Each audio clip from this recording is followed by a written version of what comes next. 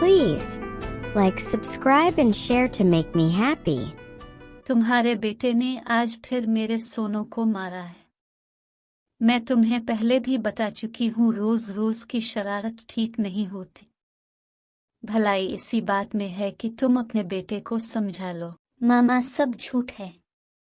पहले की तरह इस बार भी रानो आंटी झूठ बोल रही हैं। वो तो हम खेल रहे थे कि सोनू को चोट लग गए। देखा, मेरा बेटा झूठ नहीं बोलता। पहल तुम्हारी बेटी ने ही की होगी। मेरा बेटा तो लाखों में एक है। तुम सब जलते हो मेरे बेटे से। बिगाड़ लो अपने बेटे को, एक दिन तुम पछताओगी इसके किए पर। जाव बड़ी आई मुझे भाषण देने वाली। पारो चिड़िया का बेटा हर वक्त किसी न किसी से लड़ता ही रहता था, लेकिन पारो कभी भी अपने बेटे को न समझाती, बल्कि अपने बेटे को समझाने की बजाय हमेशा उसका साथ देती। इस तरह इसका बेटा टीपू बहुत बिगड़ चुका था। रानो आई तो थी इसके बेटे से शिकायत करने, लेकिन उल्टा अपनी ही बेइज्जती करवाकर घर चली जाती है। सोनू बेटा, मैंने कितनी दफा तुमसे कहा है कि पारो के बेटे के साथ मत खेला करो। आए दिन वो किसी न किसी के बच्चे को चोट लगा देता है। मम्मा, मैं कब खेल रही थी इससे? मैं तो बैठी थी, वो आया और मेरे सर पर पत्थर मार कर भाग गया।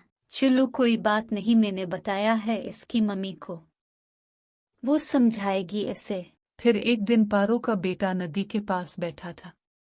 वहां पर कौवे का बच्चा खेल रहा था कि टीपू उससे कहता है, ये नदी मेरी है। तुम्हें कोई हक नहीं कि तुम यहाँ खेलो। तुम यहाँ से चले जाओ। क्यों? हम क्यों जाएं? अगर तुम्हें अच्छा नहीं लगता हमारा यहाँ पर खेलना तो तुम चले जाओ।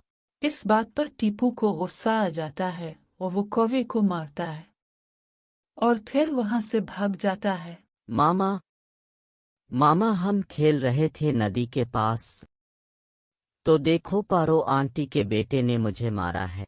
तुम ठहरो, मैं अभी उसकी मम्मा के पास जाता हूँ। और कौवे का पापा उसकी मम्मा को शिकायत लगाने जाता है। हमारा जीना मुश्किल क्या हुआ है तुम्हारे इस बेटे ने? हम सब तुम्हें बता बता कर थक गए हैं। असल कसूरवार तो तुम हो, वो तो बच्चा है। तुम उसे क्यों नहीं समझाती हो? अगर तुम उसे प्यार से समझो कि इस तरह दूसरे बच्चों को मारना ठीक नहीं, तो वो समझ सकता है। किसी आने वाले वक्त में तुम किसी बड़ी मुसीबत में फंस सकती हो। हम तो तुम्हारे पड़ोसी हैं, तुम्हारा ख्याल करते हैं, वरना लड़ना हमें भी बहुत आता है। देख लो, लड़कर देख लो। मेरा बेटा बहादुर है। तुम सबसे ये बर्दाश्त क्यों नहीं होता? फिर से वही होता है। पारो उल्टा कौवे पर चिल्लाना शुरू कर देती है और कौवा चुपचाप वहां से चला जाता है। और ऐसे पारो का बेटा दिन ब दिन और बिगड़ता गया। ऐसे ही दिन और रात गुजरते गए। एक दिन एक उल्लू का परिवार यहाँ आता है और पास ही एक पेड़ पर अपना घर बना लेता है। नाम सत्ते उल्लू भैया, तुम्हारा स्वागत है इस जंगल में। आप हमारे नए पड़ोसी हो। अगर हमारी कोई जरूरत हुई तो हमें आपके काम आकर खुशी होगी। अब मैं चलता हूँ। और हाँ, एक बात याद आई, वो जो सामने घोंसला है वहाँ पारो और उसका बेटा टीपू रहते हैं। टीपू है तो बच्चा उसकी माँ के लाड प्यार ने बहुत बिगाड़ दिया है इसे। वो आए दिन किसी न किसी बच्चे को चोट लगा देता है। आप अपने बच्चों का ख्याल रखना, क्योंकि वो इस जंगल में नए हैं। इसे पता नहीं है कि मेरे भाई कितने लड़ाके हैं। वो मेरे बच्चों को हाथ लगाकर तो देखे, इसकी हड्डी पसली एक न करवा दी तो फिर कहना। और अगले दिन फिर टीपू नदी पर जाकर बैठ जाता है और किसी ने शरारत का सोच ही रहा होता है कि वहां पर उल्लू के बच्चे आ जाते हैं। तो टीपू उनसे कहता है, ओ बदसूरत उल्लू, यहाँ क्या काम है तुम्हें? शायद तुम्हें पता नहीं कि मैं कौन हूँ। अभी जंगल में नए हो ना, कुछ ही दिनों में तुम्हें जंगल के दूसरे बच्चे बता देंगे कि मैं कितना ताकतवर हूँ। भागो यहाँ से, ये नदी मेरी है। ये नदी पहले तुम्हारी होगी, लेकिन अब हम यहाँ आ गए हैं। और आज से हम यहाँ खेला करेंगे। हाँ, और अगर तुम हमारे साथ नहीं खेलना चाहते तो कहीं और ठिकाना ढूंढ लो। ऐसा कहना था कि टीपू जट से उल्लू के बच्चे पर हमला कर देता है और मार मार कर उसकी चोंच जख्मी कर देता है। तुमने मेरे भाई को मारा। मैं अभी जाकर अपनी मम्मी को बताता हूँ। मामा यहाँ कोई टीपू रहता है, इसने मेरे भाई की चोंच जख्मी कर दी है। ठहरो, मैं अभी तुम्हारे मामा को बताती हूँ। इसकी हिम्मत कैसे हुई, इसने मेरे बच्चे को मारा। और जल्दी से वो उड़कर दूसरे पेड़ की तरफ जाती है जहाँ उसके भाइयों का ठिकाना होता है। भाइयों, हम नए हैं न इस जंगल में, इसलिए हमें कमजोर समझकर अब तो चिड़िया भी हमें मार रही है। उधर पास के पेड़ पर पारो का बेटा टीपू रहता है, वो देखो इसने तुम्हारे भांजे को मारा है। कुछ करो नहीं तो मैं खुद जाती हूँ इससे पूछने। और मामा उल्लू के भाई बहुत गुस्से में आ जाते हैं और लड़ने के लिए पारो के घोंसले की तरफ चल देते हैं।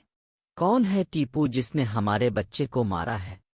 जरा आराम से बात करो, ये भी तो हो सकता है कि तुम्हारे बच्चे का ही कसूर हो। मेरा बच्चा जरा गुस्से वाला जरूर है, लेकिन गलत बात वो बर्दाश्त नहीं करता। ये सारा शोर सुनकर रानो और कौवा भी वहां आ जाते हैं। आज हम आप लोगों को बताते हैं कि बर्दाश्त किसको कहते हैं। और दोनों उल्लू अपनी तेज चोंचों से पारो और टीपू पर वार कर देते हैं और उन्हें मारना शुरू कर देते हैं। हमें उसकी मदद करनी चाहिए। पारो हमारी पड़ोसन है, ये उल्लू तो उसे मार ही देंगे। तुम नहीं जानती, अब पारो ने गलत जगह हाथ डाल लिया है। ये बहुत लड़ाके हैं, हमारी बात नहीं मानेंगे। लेकिन अगर तुम कह रही हो तो एक बार कोशिश करके देख लेते हैं। हमें पता है कि तुम्हारे बच्चे के साथ ज्यादती हुई है, लेकिन हम तो बड़े हैं, हम तो बच्चे नहीं हैं। हम आपसे विनती करते हैं कि एक दफा टीपू को छोड़ दो। अगर आइंदा टीपू किसी बच्चे को मारे तो हमारे जिम्मे। तुम पुराने बासी हो, हम तुम्हारी बात मान लेते हैं। इस दफा हम मुआफ कर देते हैं, लेकिन अगली दफा ऐसा हुआ तो हम बहुत बुरी तरह पेश आएंगे। ये कहकर उल्लू वहां से चले जाते हैं। पारो और टीपू का बुरा हाल था, उनके चेहरे से खून निकल रहा था। रानो चिड़िया उनके पास आकर कहती है कि पारो, हम तुम्हें कहते थे ना कि टीपू को समझाया करो, नहीं तो किसी दिन कोई बड़ी मुसीबत आ जाएगी। हम तो तुम्हारे पुराने पड़ोसी हैं, बर्दाश्त कर जाते थे। अब देखा, हम अगर ना आते तो शायद वो उल्लू तुम दोनों को मार मार कर हलाक कर देते। मैं पहले ही बहुत शर्मिंदा हूँ, आप मुझे और शर्मिंदा ना करो। टीपू सुन लिया ना, आज अगर रानो और कालू कव्वा ना आते तो वो उल्लू हमें मार ही देते। आज से तुम सारे बच्चों से प्यार किया करोगे और किसी से लड़ाई ना करना। जी मम्मा, ऐसा ही करूँगा। और फिर इस दिन के बाद टीपू को अच्छी नसीहत आ जाती है और वो फिर किसी बच्चे के साथ लड़ाई नहीं करता।